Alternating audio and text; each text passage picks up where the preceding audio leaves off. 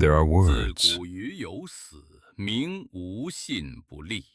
that echo still across the ages.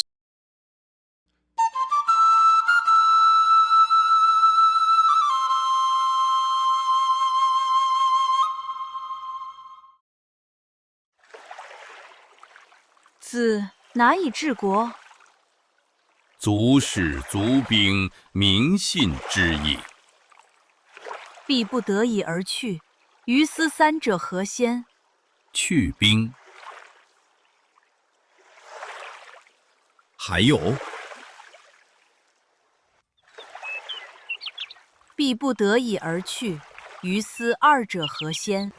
去时。自古于有死，民无信不立。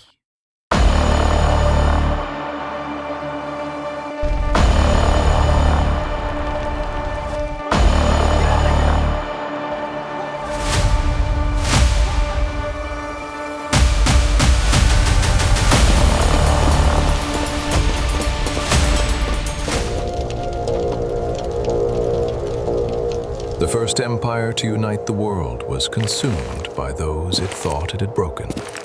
Built upon terror, it collapsed under its own weight.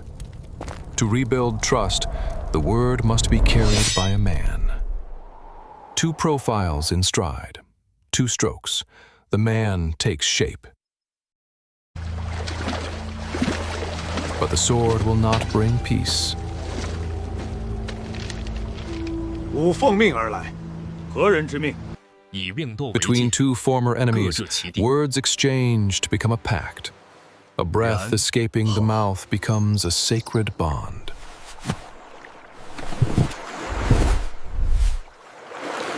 In this earliest mark, a mouth, crowned by a tongue and a stroke, the echo of a thought reaching to take form.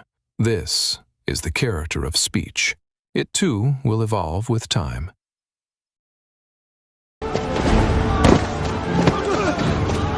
敌袭！城门已破，大王有危险！ Yet speech is a double-edged sword. 无信之人， A message turned, a promise broken, and the world falls back into steel. Speech carried by a human.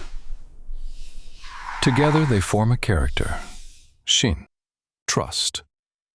For the ancient Chinese, this is not one virtue among many. It is the demand that action always follow the word. One of the 5 virtues that hold the order of the world. For without it, we are no more than a body without a name, a blade without a hilt, a mouth without a voice.